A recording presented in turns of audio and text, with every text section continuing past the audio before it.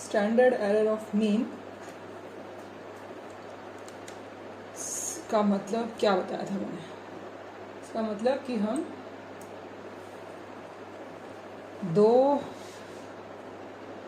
Chance variation from sample to sample और from sample to universe, कि या तो कोई दो सैंपल होंगे, दो सैंपल, भाई एक 30 का ये था, 30 का ये था। वो ऐसा नहीं है कि भाई यही ग्राफ बने, कुछ भी ग्राफ बन जाता है 30 का, तो ठीक है। या तो हम इन दोनों के अंदर कुछ फाइंड आउट कर रहे हैं, वेरिएशन, चांस वेरिएशन, इन दोनों में जो फ़र्क आया है उनके डेटा के अंदर, मतलब जो मीन मीडियन मोड और एस डी डेविएशन सब जो हम निकाल रहे होंगे, उसमें लगभग जैसे मीन में ढूंढते हैं, इसकी मीन में और इसकी मीन में जो फ़र्क देखते हैं, उसमें वेरिएशन जो हम देखते हैं कि भाई क्या कितना आगे पीछे गया, तो उसका कैसे हम पता करेंगे। तो एक तो यह है कि दो सैंपल्स हों, एक कि भाई एक तो सैंपल हो और एक यूनिवर्स हो। यूनिवर्स मतलब जो हम नॉर्मल, जो इतना बड़ा डेटा हो कि वो एक तरीके से नॉर्मल डिस्ट्रीब्यूशन तक पहुंच रहा हो एक तरीके से।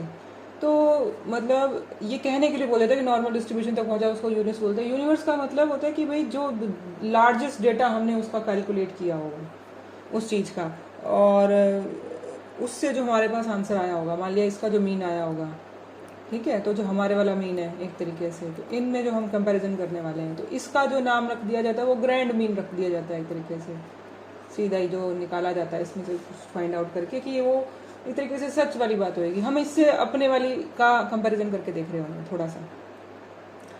कंपैरिजन वेरिएशन इज मेजर्ड, जिस तरीके से हम उसको मेजर करेंगे उसे कहते हैं SCM. It does not mean error और मिस्टेक, ये इसका वर्ड ऐसा है, एरर तो एरर नहीं समझना इसको। Because of chance of biological variability the sample estimates of statistics, mean, ST और probability will differ from sample to sample और फ्रॉम सैंपल टू यूनिवर्स। अब दो चीज़ें, कभी भी ये 30 लोग और ये 30 लोग आपस में सेम नहीं है, इनकी हाइट में, वेट में, आसपास रहने के, खाने पीने में बहुत चीज़ों में फ़र्क है, बहुत ज़्यादा चीज़ों में फ़र्क होगा। इस वजह से जब इन दोनों का हम डेटा किसी भी तरीके से एक लेवल का, सबका तुम भार तोलने लग जाओ तो नहीं आएगा सेम, वेट तोलने, हाइट तोलने नापने लग गए तब भी कितनी वेरिएशन आती है, कोई भी चीज़ तुम करने लग जाओगे लेकिन वो सेम नहीं आने वाली। तो ये और ये इक्वल टू कभी भी नहीं होते इसके, तो इसलिए, लेकिन दोनों में फ़र्क है। तो फ़र्क हम कितने फ़र्क को हम कहेंगे यार ये नॉर्म, चलो ठीक है, इतना मान लिया, इतना तो फ़र्क होता है ये दो इंसानों में। तो जो बायोलॉजिकल वेरिएबिलिटी है उसका हमने चेक करना होता है, जो बाय चांस आती है एक तरीके से, और कोई किसी चांस से बाय चांस आ गई, ठीक है, तो वो इन चीज़ों में जो वेरिएबिलिटी आती है, अगर उतना हम ढूंढ लेते हैं, the sample estimates of statistics will differ from sample to sample and from sample to universe. To calculate the standard of mean, find the mean of the sample, mean ये जो हमने फाइंड आउट कर दिया ये, and then the difference of individual mean from the grand mean, एक तरीके से कि भाई ऐसे करके कि भाई अब ये दोनों का जो डिफरेंस है, हम अगर यहाँ तो दो ही सैंपल हो गए एक तरीके से, टू सैंपल, अगर इसका भी हम मीन निकाल लिया हमने, तो उसको ग्रैंड मीन से माइनस करेंगे अगर कोई ग्रैंड मीन है हमारे पास में, ठीक है। दस the standard error deviation of series of mean, मतलब सीरीज ऑफ मीन कि अगर को हमारे पास एक इससे है तो हमने उससे कैलकुलेट कर लिया एक सीधा, लेकिन अगर हमारे पास ये नहीं है तो इसका ग्रैंड मीन कैसे निकाला जाएगा, दो तीन, जैसे ये दो ही सैंपल्स है, मान लिया 3 4 5 सैंपल्स हों इसके, तो ये डिफरेंट मीन है ना, तो ये x1 मान लो, इसको x2 मान लो, x3 x4 x5 ऐसे करके, तो इन सबको जोड़ो, पहले तो तुमको मैंने बताया था, ठीक है, इन सबका मीन जोड़ के फिर उसका एवरेज निकाल लो एक तरीके से, जो निकाला एक तरीके से एवरेज निकाला कि भाई इससे डिफरेंस, कि भाई ये मान लिया कि ये था ये 2 4 3 1 5 जो भी था, मान लिया इसका टोटल आ गया 12, और ये कितने लोग हैं 5, और ये तो डिफरेंट, चलो मान लिया 15 आ गया, ठीक है, ये आ गए 5 लोग थे, 1 2 3 4 5, तो 5 दिया 15, तो ये 3 आ गया। अब हर एक को 3 से माइनस करो, 2 को 3 से माइनस करो, 4 को 3 के माइनस, 3 से माइनस करो, तो ये क्या कर रहा है, उसको हर एक चीज को x को m से माइनस कर रहा है, ये जो चीज है ये है m, ये आ गया x1। तो हर एक चीज को जब x से माइनस करोगे तो जो सारे वो जो डिफरेंसेस आएंगे, जो वो डिफरेंस का सम आएगा, मान लिया कि भाई यहाँ आया 2, उसको 3 से माइनस किया 1, 4 को 3 से माइनस किया, ये आया -1 आया ना ये, और ये आया 1। हाँ उसमें पूछ,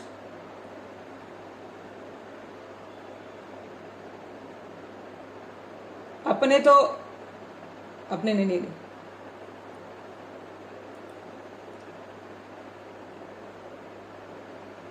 30 हो गए ना, 2 अलग अलग हो गए।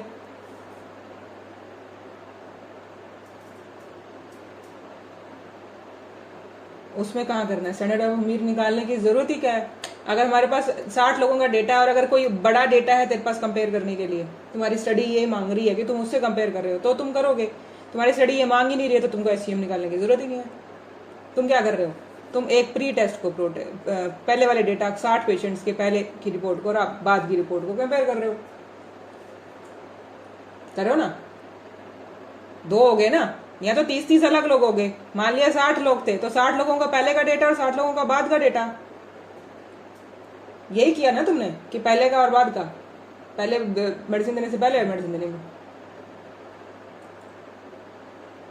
बड़े सैंपल्स में क्यों 2 अलग अलग, अगर तुम्हारा डिजाइन ये है, फिर उसके बाद कि अपने जब ये अब अपने वाले में जो पहले और बाद में जो निकाल रहे हैं वो उसमें क्या लग रहा है, ये इस तरीके की स्टडी के अंदर कौन सा टेस्ट लगता है, टेस्ट लगता है टी वाला। इस तरीके की स्टडी के अंदर तो टी टेस्ट के फॉर्मूले के अंदर क्या एससीएम मांगा जा रहा है,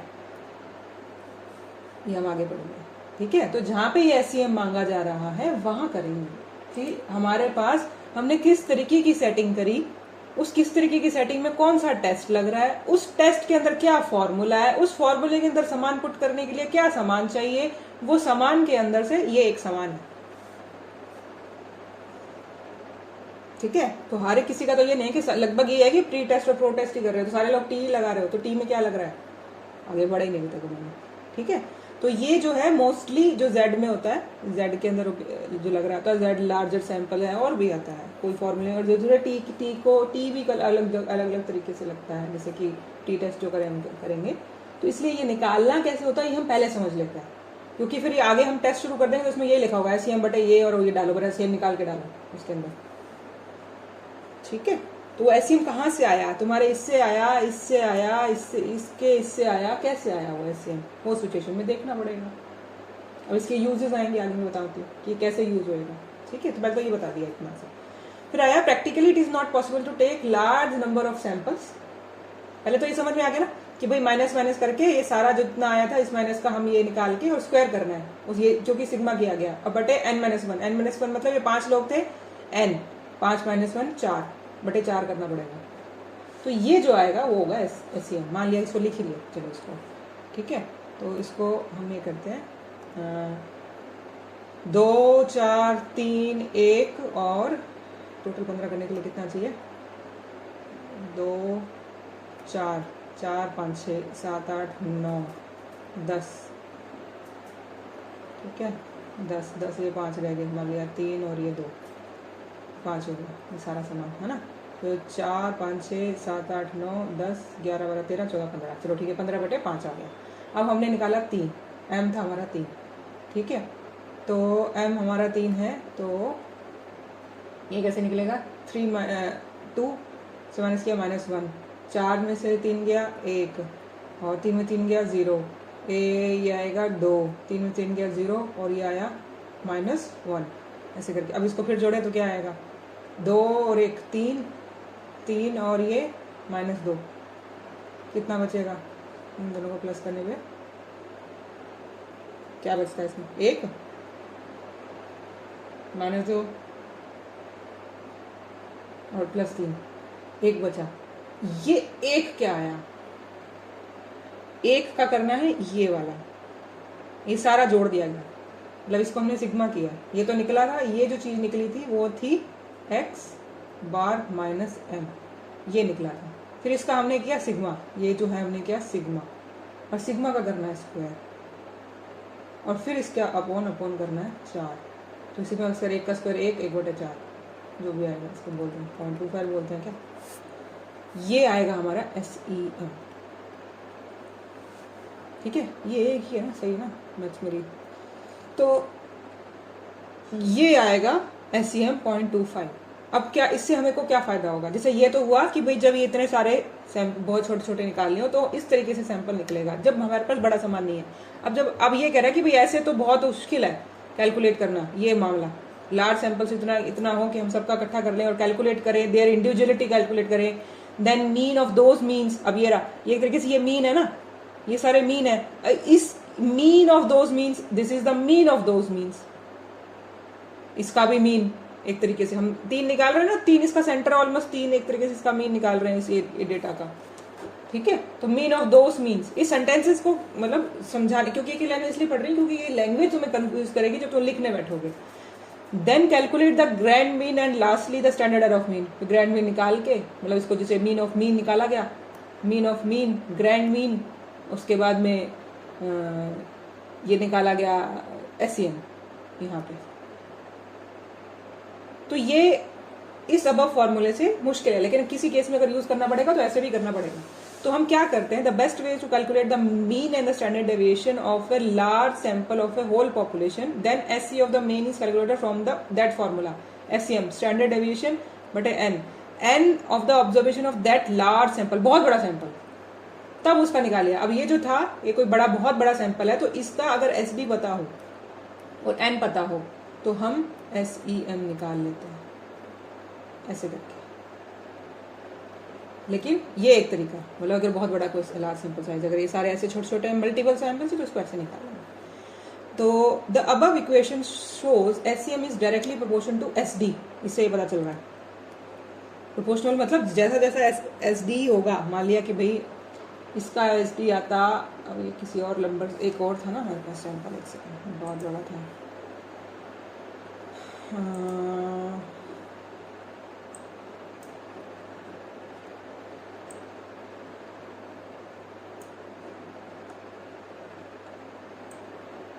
20.85 था, और स्टैंडर्ड डेविएशन 20.85 है, एक समझ लो कोई है जिसका 600 का डेटा है, मैंने वो दिखाया था, और उसका 20.85 है बटे 600 वो सैंपल साइज है, तो ये अंडर रूट आ जाएगा ऐसे करके। 600 लोगों का बता रही हूँ, ये मतलब वो SEM निकालना है, ठीक है। तो ये BP वाला जो पहले तुमने डेटा दिखाया था, अब ये करोगे तो तुम देखोगे कि भाई अगर ये बड़ा होगा तो क्या इस पे क्या होगा, क्या फर्क, ये बताना क्या चाहता है। The above equation shows SEM is directly proportional to SD, so to minimise the standard error, इसको अगर कम करना है SD has to be minimise, तो SD हमारा कम से कम होना चाहिए, which can be done only by taking large sample size, कि n को अगर बड़ा कर दोगे, डिवाइड नंबर बड़ा हो जाए, मान लिया कि भाई ये इतना आ गया 20.85 आ गया, अगर हम ये अगर 600 है, अगर ये 1200 हो तो 1200 से डिवाइड करना पड़ेगा, तो ये जो इधर की मात्रा आएगी वो और कम हो जाएगी ना, 1200 से डिवाइड कर दिया।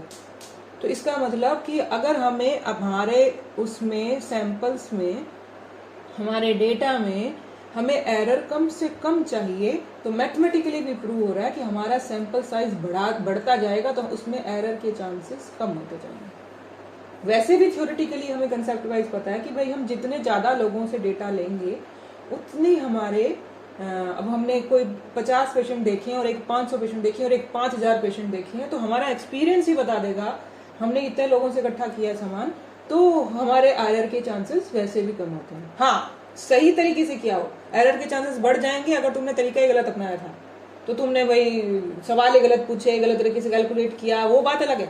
लेकिन अगर तुम सब कुछ सही लेके चल रहे हो, तो हमारे पास जेन्युइन डेटा है और जेन्युइन उसमें आया है, तो उसमें गलतियां, एरर कम होता है जब तुम साइज बढ़ाते हो। इसका मैथमेटिकली भी ये बता रहा है एक तरीके से, सिर्फ थ्योरेटिकली तो बताएगा, मैथमेटिकली भी बता रहा है, ठीक है। अब क्या इसका क्या पढ़ रहे हैं हम, अब पढ़ रहे हैं हम इसका uses. It helps in finding the confidence limit same as the SD। क्या मतलब इसका कि SD जैसे हमें कॉन्फिडेंस लिमिट पता करने के लिए हेल्प करता था कि हम SD पता कर लेते थे ऐसे करके कि भाई ये हमने बनाया था, उसके अंदर हमने इसमें एक SD पता कर लिया, तो वो ये मीन्स के अंदर जोड़ लेते, ये वाला प्लस इसके अंदर 68% डेटा इसके अंदर आता है जी, 1 SD में, 2 SD में, 3 SD में, जो हम पढ़ के आए थे। तो हमें को कॉन्फिडेंस लिमिट पता करने की मिल रही थी कि अगर हमें ये पता हो और इसका पता हो तो हम इसमें से जोड़ते थे उसके अंदर, ठीक है। तो हमको कॉन्फिडेंस लिमिट वो कैलकुलेट करने में हेल्प करता था। ऐसे ही SEM भी हमें हेल्प करेगा पता करने में। कैसे? कॉन्फिडेंस लिमिट कि भाई अब ये देखो कि भाई ये तो डेटा, ये जो हमने पहले पढ़ा था कि एचडी हमें हेल्प करता है, ये कैसे करता है? जैसे कि हमने ये बनाया था 30 लोगों का, मान लिया ये जो एक बंदा था, इससे हमने ये ग्राफ बनाया और इसकी वजह से हमारा एक कॉन्फिडेंस लिमिट तैयार हुआ था, भले वो इस किसी भी एरिया पे बना। लेकिन अब हमने क्या किया, इतने सारे लोग इकट्ठे कर लिया, तो इन सब का ये 30 लोगों का मीन है। तो ये जो हमने एक ग्राफ और बना लिया, मान लिया ये नॉर्मली कैसे भी मान लो, तो ये क्या है, यहाँ पे तो हमने लिखा इस सैंपल से आया हुआ मीन, मान लिया कि आया था, अभी मान लो उसको 15 आया था, यहाँ क्या लिखा मैंने 2 3 4 ये है मीन, तो मान लिया 2 आया था, क्योंकि हमने यहाँ 2 लिया ना इसका मीन, ऐसे करके 2 आया था मीन।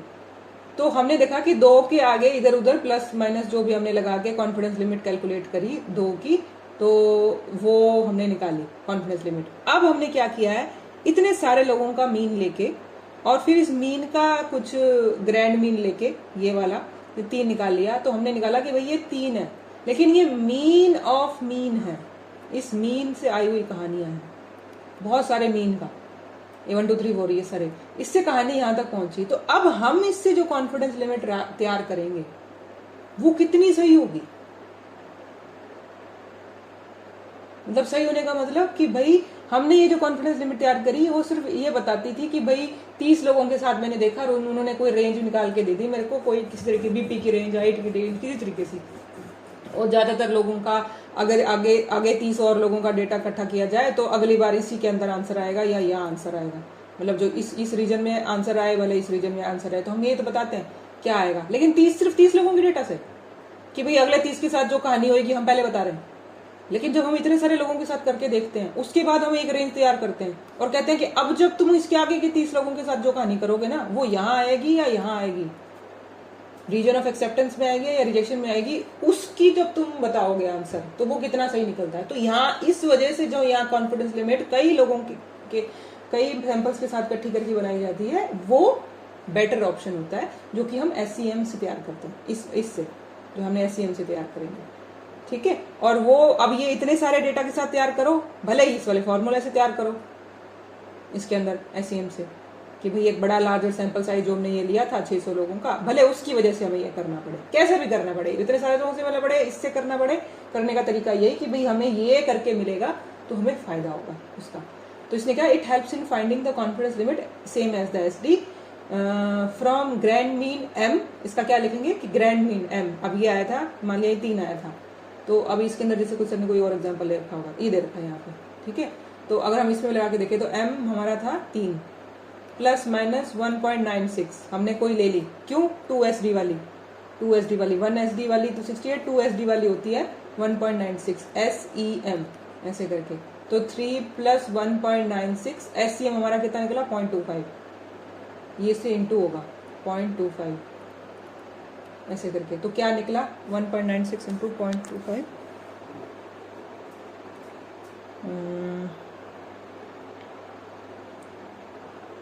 1.96 इंटू 0.25 0.49, ये तो आ गया 0.49, फिर हमने 3 को उसको प्लस कर दिया तो 3.49, तो एक रेंज एक तरीके से ये 3.49 वाली एक रेंज बनेगी उसके अंदर, ठीक है। इधर भी 49 प्लस भी करना है और उसमें से माइनस भी करना है, 3 के अंदर प्लस माइनस दोनों करने हैं उसके अंदर, ठीक है। तो क्या हो गया दिमाग गया, कोई बात नहीं वापस बताऊंगी, एक बार सुनो इसको। प्लस माइनस था यहाँ पे, यहाँ लिखा हुआ प्लस माइनस, तो ये प्लस और ये माइनस, तो ये एक तो होगा 3.49 और एक आएगा 3 माइनस 0.49 क्या होता है 2.51, तो ये होगा इस कॉन्फिडेंस लिमिट का 2.51 और 3.49 जिसमें हमारा मीन है 3, तो ये है ऐसी रेंज जो हम ये सवाल लेके चल रहे थे एक तरीके से, ये वाला इसने हमें इस लिमिट तक पहुंचा दिया कि भाई 2.51 और 3.49 के बीच में। अब हम किसी और सैंपल से कुछ लेंगे और उसका कुछ हम पता करना चाहेंगे तो वो इसी रेंज के अंदर आएगा। और इस रेंज को बनाने में कितने लोगों ने हेल्प करी, मान लीजिए सारे 30 लोग थे, तो इतने सारे लोगों की वजह से हम ये एक रेंज बता पाए, एवरेज का एवरेज। जैसे इसको मैं और सिंपल भाषा में करूं कि एक क्लास में 30 बच्चे थे, उन्होंने हमें एक एवरेज दिया कि ज़्यादातर जो बच्चे हैं उनके मतलब मान लिया कि उनका इंग्लिश में स्कोर क्या है, या मान लिया कि एक एवरेज कितने परसेंटेज बच्चे आ रहे हैं, 10 या 12वीं के लेके आए हैं, 12वीं के बच्चों की एवरेज परसेंटेज निकालो या उनका स्कोर निकालो, कुछ करें, मीन स्कोर कितना आ रहा है, एक सब्जेक्ट क्या आ रहा है, कैसे आ रहा है। तो 30 बच्चों ने हमें एक तरीके का डेटा दिया और हम समझने की कोशिश कर रहे हैं कि एक क्लास के बच्चों से हम पूरे राजस्थान के बच्चों के बारे में बता पाए कि यार 12वीं के बच्चों के कितने नंबर आते हैं, या में से लड़कियों के कितने नंबर आते हैं, ऐसे करके। तो हम ये सिर्फ 30 बच्चों के आधार पर तो इतना बड़ा सवाल का जवाब ही नहीं दे सकते। तो हमने क्या किया, देख दूसरी क्लास ले ली 30, एक तीसरी क्लास ले ली, चौथी क्लास ले ली, 5वीं ले ली, छठी ले ली। जरूरी नहीं सबका 30 ही हो, मतलब नंबर हो सकता है ये सब अलग भी नंबर हो, किसी का 30 का हो, किसी का 60 का सैंपल साइज हो, कुछ भी हो, उसमें थोड़ी वेरिएशन होती है करके। मान लिया कि हमने सैंपल साइज भी उसका से रखा हुआ था। तो अब मान लिया कि अब हमको ये सवाल का जवाब देने के लिए 5 अलग अलग क्लासेस के बच्चों का 30 का डेटा था। फिर हमने एक निकाला कि भाई इन सब में कि भाई अभी 30 बच्चों का एवरेज ये निकला था जी, अब इन 3 बच्चों का एवरेज निकला था। तो अब सारे एवरेज तो 5 अलग अलग सालों के, कि मान लिया एक ही स्कूल के 2015 से लेकर 2020 तक 5 बैच थे और पांचों के हमने डेटा निकाले। और अब कह रहे हैं कि भाई बताओ कि तुम्हारे स्कूल में एवरेज 12th के जो स्कोर क्या आता है, क्या आएगा। अभी यार ये कैसे बताऊंगे, तो उन सबका एवरेज निकाल लिया, तो इन सबका एवरेज निकाला गया। इस एरर, इसका मतलब जब तुम आंसर दोगे तो वो तुम्हारा बेस्ट आंसर होगा कि तुमने 5 सालों का भी एवरेज निकाल के दे दिया, एवरेज का भी एवरेज, ये एक तरीके से एवरेज निकाला था। ये एवरेज निकाल 30 बच्चों का, मान लिया कि तुमने तुम्हारी क्लास में जो 2015 में जो बच्चे थे उनका एवरेज निकल रहा था कि भाई इन लोगों के ना 65% नंबर आए, ऐसे करके उसके निकले, किसी और नंबर आया, कोई और नंबर आए। अब तुमने देखा कि भाई 5 सालों के अलग अलग नंबर आ रखे हैं, अब तुम इसका भी एवरेज निकाल के दे रहे हो ऐसे करके, तो तुम्हारा ये वाला आंसर कितना करेक्ट होगा एक तरीके से। अब ये क्या कर रहे हो कि भाई इसके अंदर थोड़ा फॉर्मूला लगा के तुम एरर माइनस कर रहे हो इसमें से, कि भाई मतलब एक एरर निकाल रहे हो कि भाई इसके और इन लोगों में कितना फर्क है इस फॉर्मूले से, कि भाई इसको मैं सैंपल से जितने लोगों, ये मेरे को यहाँ तक पहुंचने के लिए, इस एवरेज तक पहुंचने के लिए ये 5 क्लासें वालों ने हेल्प किया था, इस 5 क्लासों का हेल्प यहाँ तक पहुंचा एवरेज निकालने में। लेकिन उनमें मतलब हर एक क्लास से थोड़ा थोड़ा डिफरेंट तो है ना, थोड़ा सा एवरेज, तो एक एरर है उन लोगों के बीच में बायोलॉजिकली। उस एरर को हम इसके टोटल डेटा से जब डिवाइड करते हैं, नंबर ऑफ पीपल से जब डिवाइड करते हैं, तो एक तरीके से उसका एक डेटा निकल आता है ये वाला, जिसमें एरर है। इस एरर से फायदा क्या हुआ, इस एरर से निकला कि भाई जो मेरा ये जो मीन निकला था, इसका ये जो है ये इतना प्लस इधर कर दूं, इतना माइनस इधर कर दूं, तो ये मुझे एक रेंज दे देगा, जिसको इस रेंज को बोल के मैं ये बोलूंगा कि मेरे जो बच्चों के अंदर ना ये जो 65% और ये 70, ये जो भी जो निकल रहा था, एक रेंज है कि भाई इस रेंज से लेकर इस रेंज तक मेरे 65 से 68%, 65 से 70% या 70 से 75%, ये जो 70 से 75% की जो एवरेज उसे निकाल के दी उस प्रिंसिपल ने, ये कहाँ से आई, इस वर्ड ने इसको आगे प्लस माइनस करने के लिए कुछ दे दिया था।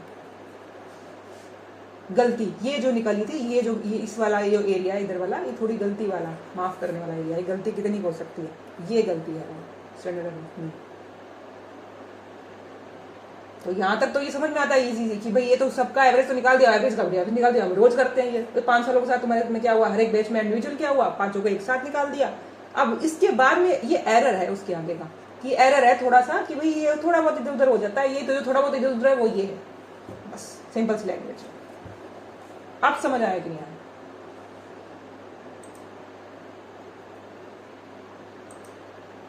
नहीं आया तो बताऊंगा, फिर बताऊंगा।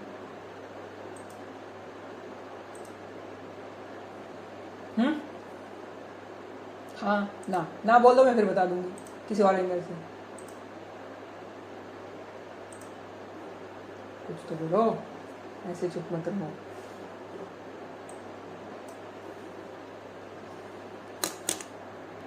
जैसे इसको दूसरे एग्जाम्पल से अगर समझें, it helps in finding the confidence limit same as the stated in SD।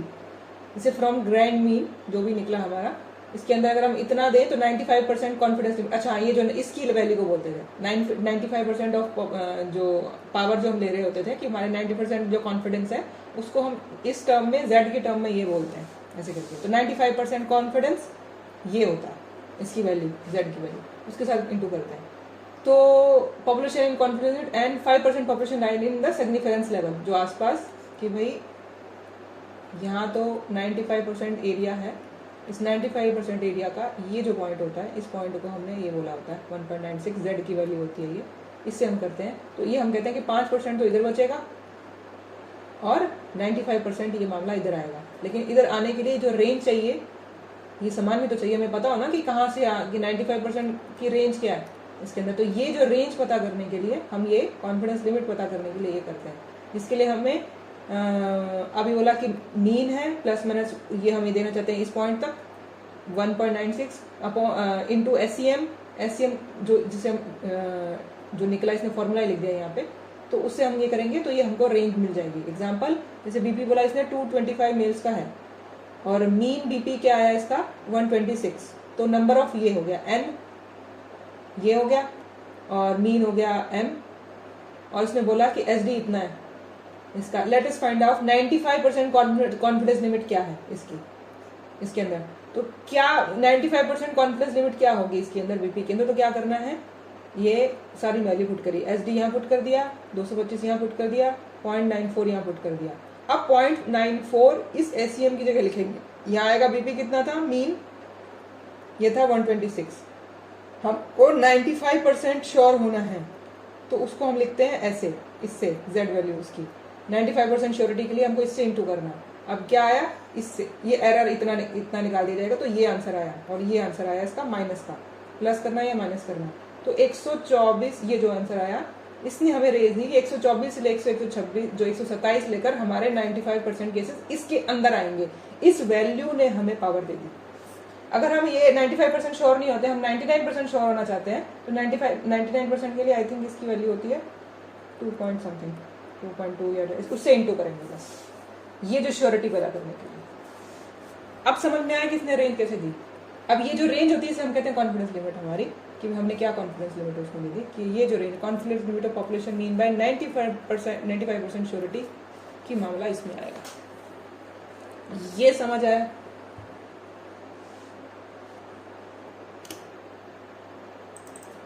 आसपास गया, कहाँ प्रॉब्लम आया,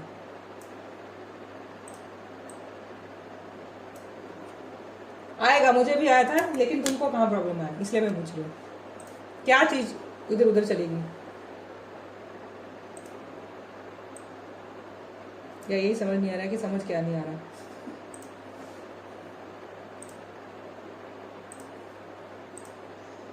पूछो पूछो, कोई तो पूछो। इतना धीरे धीरे ही बताऊंगी, जब तुमको आएगा तभी आगे बढ़ूंगी, वरना मैं तो बता के चली जाऊंगी। पिछला जब तक नहीं रिवाइज किया होगा कई बार वो भी नहीं याद आता कि कॉन्फिडेंस लिमिट कैसे निकालते थे या ये कैसे निकालते थे, इस वजह से ये समझ नहीं आ रहा। बिल्कुल बेसिक था, बिल्कुल ही। एसडी से हम कॉन्फिडेंस लिमिट निकालते थे, उसकी जगह एससीएम से निकाल रहे हैं। एसडी से हम एक सैंपल की निकालते थे कॉन्फिडेंस लिमिट, और हम एससीएम से 5-4 सैंपल की या एक बड़े सैंपल की ये लिमिट निकालते हैं। इस लिमिट से फायदा क्या होता है, हमें पता चलता है कि भाई हम क्या कॉन्फिडेंस से और मैक्सिमम कॉन्फिडेंस से बोला जाता है। और जब ये एससीएम से निकाली जाती है, एससीएम की वजह से हमें ये कॉन्फिडेंस लिमिट मिली है, तो हम ज़्यादा श्योर हैं। क्यों? क्योंकि नंबर ऑफ केसेस इसमें ज़्यादा इन्वॉल्व है एससीएम के अंदर। 5 जो हमने 5 अलग अलग सैंपल्स के साथ किया, 5 सालों का डेटा इन्वॉल्व हो गया। हाँ, एसडी जो निकालते हैं वो एक ही सैंपल का निकालते हैं, इसलिए ये मल्टीपल सैंपल्स इन्वॉल्व हुए। इसलिए जो मैं बता रही हूँ कि एससीएम जो वर्ड निकलता है उसमें मल्टीपल सैंपल्स का इन्वॉल्वमेंट होगा या एक बहुत बड़े सैंपल का इन्वॉल्वमेंट होगा इसके अंदर, जिसकी वजह से जो निकला ये एक तरीके से ये एसडी ही निकला है। ये कई लोगों का एसडी जोड़ के कुछ गड़बड़ करी गई है बस उसके अंदर। तो ये बेसिक्स इतना ही उसको समझ सकते हैं उसके अंदर। अब आगे जो है SEM used to determine whether a sample is drawn from known population or not when it means M is known। क्या मतलब कि हम SEM को कैसे यूज कर सकते हैं। If the mean of the sample lies outside the confidence limit of the set SEM at 95%, it indicates there is 5% chance either our conclusion is wrong और the sample is under the influence of some external factor. अब जैसे मान लिया कि ये हमारे पास range निकली थी 124 से 127 की, 95% हमने देखा कि भाई हमारे केसेस इसी में ही आते। अब तुमने मान लिया ये तुमने एक बहुत बड़े सैंपल से निकाली थी, जो एससीएम निकाला था, ये मतलब इस एससीएम के अंदर जो सैंपल है, अब 225 थे इसके अंदर, ठीक है, 225 केसेस ने तुम्हें बता दिया कि रेंज ये है। अब तुम एक 30 का सैंपल लो और तुम्हारा जो आंसर आए, कॉन्फिडेंस लिमिट जो तुम्हारा एसडी बने और एसडी का भी एक कॉन्फिडेंस लिमिट बने, तो तुम देखो कि भाई ये तुम्हारा कॉन्फिडेंस लिमिट तो इससे कुछ गड़बड़ है, इसके आसपास भी नहीं है, तो तुम्हें पता चल जाएगा कि भाई तुम्हारी कहानी कुछ और है और असलियत में कहानी कुछ और है, ये तो रेंज बन ही नहीं रही। तो तुम्हारे डेटा में और उस डेटा में ओरिजिनल जो पॉपुलेशन का डेटा है, इसको हम पॉपुलेशन का डेटा बोलते हैं, मतलब क्योंकि बहुत बड़े लेवल से कुछ आया है, तो ये अगर मान लिया कि ये 2000 लोगों की वजह से आया था और जो तुम 30 लोगों की बात कर रहे हो, वैसे तो 225 की है, तो इस 225 का डेटा ज़्यादा सही होगा कि तुम्हारा 30 लोगों का ज़्यादा सही होगा। तुम्हें लगा यार मेरे को कोई गड़बड़ है मेरे वाले के साथ, मैंने कुछ गड़बड़ कर दिया, तो इसलिए मेरी ये सेटिंग नहीं बैठ रही। लेकिन उसके लिए तुम्हें ये पता होना चाहिए कि बड़े सैंपल के साथ ऐसा है। जो हमारे केसेस में हमारे साथ हमारे जो नए नए केसेस अभी चल रहे हैं, तो हम तो अभी यहीं पे ही हैं। हम तो अभी तक एससीएम निकालने के लिए बहुत सारी, या तो ऑलरेडी जिस टॉपिक पे स्टडी हो चुकी है या बहुत बड़ा डेटा हो चुका है, हमारे पास इतने लोगों का डेटा है क्या उस टॉपिक का, इसलिए कहा जाता है कि अगर है और तुम उससे कंपेयर कर रहे हो तो ये लगेगा, अगर नहीं है तुम अकेला ही अपना ही बनाए चले रहे हो, तो अभी तो तुम कहानी जोड़ रहे हो दूसरों के लिए। 5 साल बाद या 10 साल बाद कोई तुम्हारा डेटा इकट्ठा करके और उन सबको जोड़ के ये बनाएगा ऐसे करके, ठीक है। और ऑलरेडी आज तक जो काम हो चुका है, इसलिए कहा जाता है कि भाई लिटरेचर सर्च करो, अगर तुम क्या कर सकते हो, तुम्हारे पास ये मामला है, यहाँ तक का ऑलरेडी कॉन्फिडेंस लिमिट बनी हुई है, तुम तो अपना मामला उससे क्रॉस चेक कर रहे हो बस,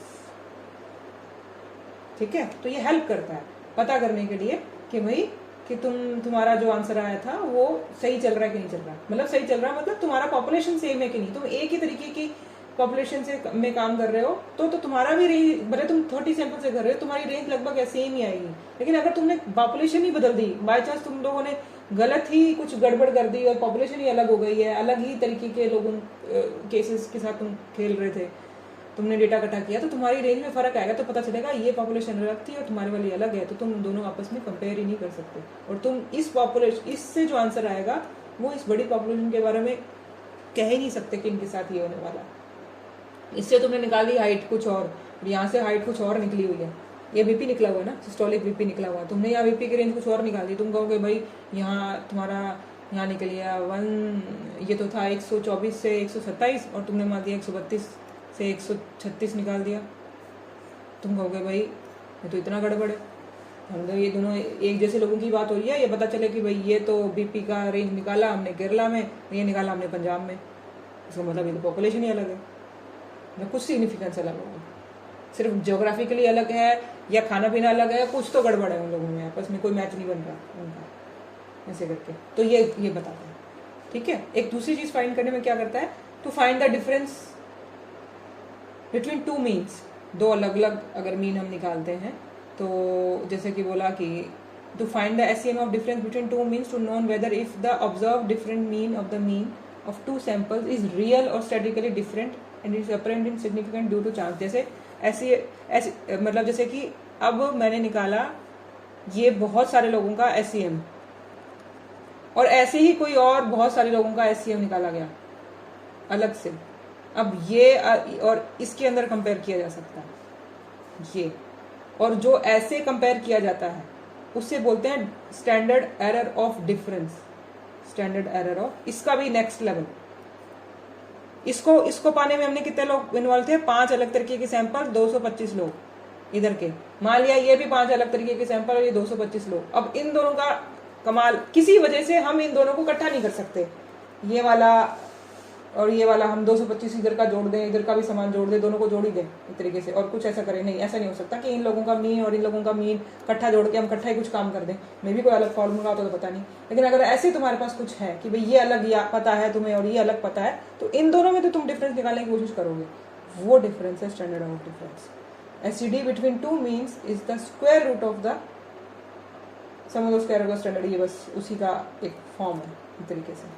ये उसका भी नेक्स्ट लेवल कि अगर तुम्हें और भी डेटा मिल गया जो हम पता नहीं शायद होम्योपैथी में कब करेंगे वो, तो सेम ही चीज लगा के उसके बाद तुम कहोगे इफ द SD, अगर ये दोनों सेम ही चीज है तो SD1 इक्वल टू SD2 हो जाएगा।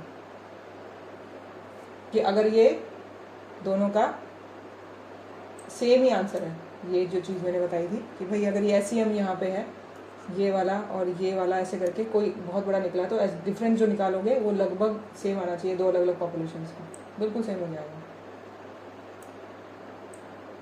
If STD of two samples mean X1 and X2 drawn from the same population, then SD1 is equal to SD2 and the population SD is known। जब population के बारे में पता होगा। हम क्यों कर रहे हैं ये सब कुछ, मतलब एक तरीके से इतना कंफ्यूजन क्यों कर रहे हैं, क्योंकि हमें 5 लाख लोगों के बारे में नहीं पता जिनके बारे में हम पता करना चाहते हैं।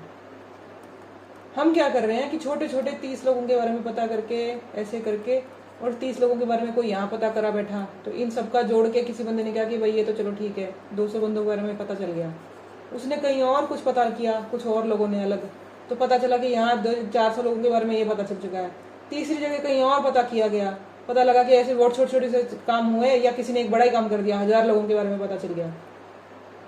अब ये 3 अलग अलग जगह की रोलें हैं।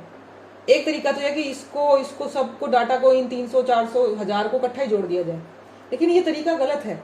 क्यों? क्योंकि इन लोग, ये हो सकता है एक ही एरिया के लोग हों, ये दूसरे एरिया के लोग हों, ये तीसरे एरिया के लोग हों, तो उनमें कोई ना कोई डिफरेंस होगा। तो इन दोनों का ये जो आपस में माइनस डिफरेंस जो भी इनका चल रहा है, जो हम ये निकालेंगे, इनका SEM निकाल लेते थे, इससे इन्होंने अपना एक रेंज बना दिया। अब यहाँ पे हमने कहा इनका एक रेंज बना दिया उसके अंदर, तो इसकी वजह से अब यहाँ रेंज बना दिया। ये तो कंपेयर कर सकते हो किसी फॉर्मूले से, लेकिन तुम इन सबको इकट्ठा कर दोगे ना खिचड़ी, तो इनकी आपस में जो डिफरेंसेस हैं बायोलॉजिकली वो जुड़ जाएंगे और गड़बड़ हो जाएगी। इस वजह से कहा गया कि अब इनकी जो SEMs वगैरह हैं इनका करो जोड़ बाकी, और अगर ये सेम ही आ रहे हैं, मतलब इनके SES डिफरेंस जो हम करके 2 लोगों के इसके कर दिया या ऐसे कर दिया, या हो सकता है 3 लोगों का फॉर्मूला होता है कोई ऐसे कर दिया जाए, तो अगर इनमें कुछ डिफरेंस नहीं आ रहा यहाँ के और यहाँ पे, इसका मतलब वो सेम ही पॉपुलेशन है, सेम आ रहा होगा। अलग अलग इनमें जो इसकी बायोलॉजिकल वेरिएबिलिटी है वो भी इस जैसी सी, हम लोग को खास फर्क नहीं आ रहा था। तब इसने कहा SD1 SD2, और जब हमें पता हो कि भैया या तो हमें बहुत सारे लोगों की पता हो, तो हम ये इन 3 लोगों से जो आंसर निकालेंगे वो हम इससे कंपेयर कर पाएंगे, तो पता चलेगा कि ये इंडिया के लोग ही थे। मान लिया इंडिया की पॉपुलेशन का हमने कुछ निकाल के रखा हुआ था, और ये 3 अलग अलग लोकेशन से हमने जो आंसर निकाला वो लगभग SCD इसका और इसका जो हमने ऑलरेडी पहले पता करके रखा हुआ था बहुत बड़ी पॉपुलेशन से, ये सेम आया। समझ आया? कुछ पल्ले पड़ा, इसलिए दिया गया। मतलब ये है कि तुम अपना डेटा वेरीफाई और डेप्थ में कैसे कर पाओ। एक छोटे से लोकेशन से शुरू होके, एक छोटी सी बात से शुरू होके, यहाँ 30 लोगों के लिए SD किया गया, इतने लोगों के लिए SEM किया गया, उसके बाद इन सब लोगों के लिए SED किया गया, ऐसे करते करते तो अलग अलग लेवल पे जैसे जैसे प्रॉब्लम बढ़ती गई वैसे वैसे हम उसका डिफरेंस निकाल के उसमें से एरर माइनस करने की कोशिश करे जा रहे हैं।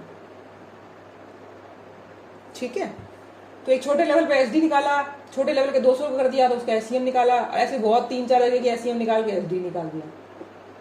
नाम अलग अलग रख दिए, लेवल सेम ही है, काम सेम ही होगा, एक तरीके का उसका छोटे से बड़ा रूप हो गया अलग अलग।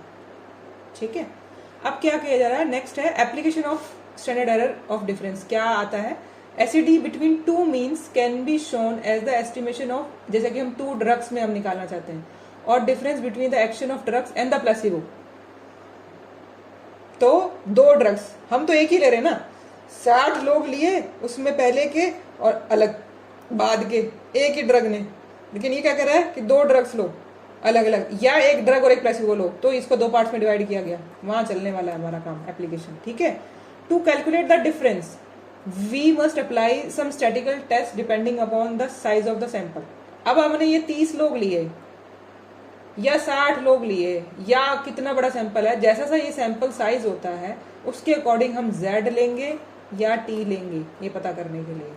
स्मॉल के लिए T लेते हैं, इसके लिए Z लेते हैं, ये पता करने के लिए। जो भी हम इसमें से पता करके निकालना चाहेंगे वो अलग अलग हम स्टैटिकल टेस्ट बनाते हैं।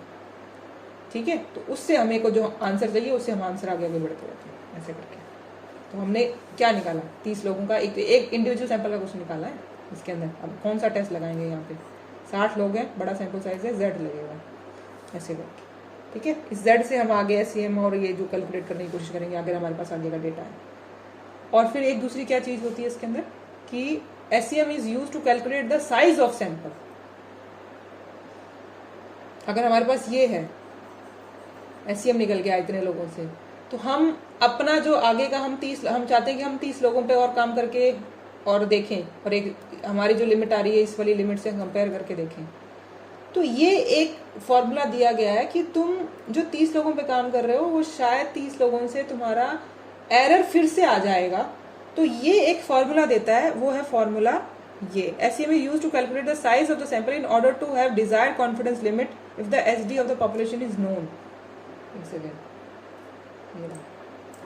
कि भाई अगर कोई चीज़ है अलाउेबल एरर, कोई एरर पता है तो तुमने 2SD/n करते हो, n मतलब √n, मतलब n पता करना चाहते हो, टोटल ये है n। अगर तुम किसी चीज़ का n पता करना चाहते हो तो अगर तुम्हें SD पता हो उसका, ये रहा 4 टाइम्स square/L², कोई एक एरर पता हो तुम्हें, तो वो तुम्हें नंबर ऑफ इसका नंबर डिसाइड करने में हेल्प करता है, जिससे कम से कम अगर ये 31 करना है, 35 करना है, 40 करना है या 100 करना है, जिससे जो तुम स्टडी करो उसमें एरर कम से कम आए।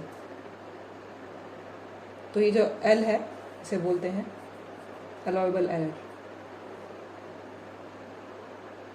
यहाँ से हम हेल्प ले सकते हैं, इसने हमारी हेल्प कर दी एक सैंपल साइज डिसाइड करने में। ये सबसे इजी तरीका है, वरना सैंपल साइज डिसाइड करने के और बहुत तरीके हैं, अलग अलग तरीके से। ये एक ही तरीका नहीं है, ये एक छोटा सा तरीका है।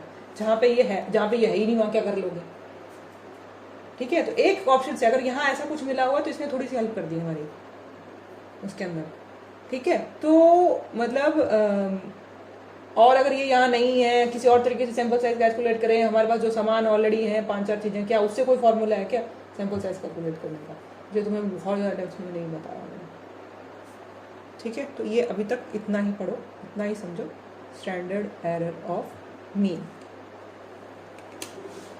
स्टैंडर्ड एरर ऑफ मीन क्या था, इसकी ज़रूरत ही कहाँ है, कैसे निकालते हैं, इसके यूजेस कहाँ हैं,